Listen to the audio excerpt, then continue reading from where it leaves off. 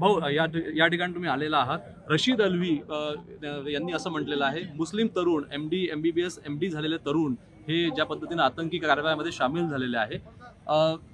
अल्वी यांचं म्हणणं असं आहे, ते तिकडे का गेले याचा विचार व्हायला पाहिजे।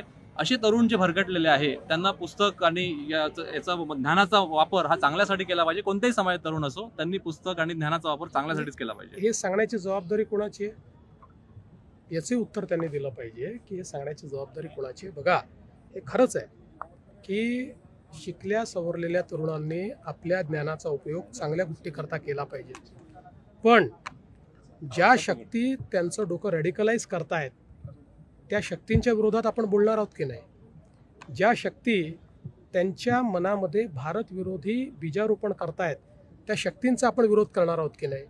त्याच शक्तींच्या सोबत आपण जर सगळं विचरण करू आणि त्या ठिकाणी अशा पद्धतीनं या सगळ्या कारवाया होतील तर त्या काही योग्य ठरणार नाहीत।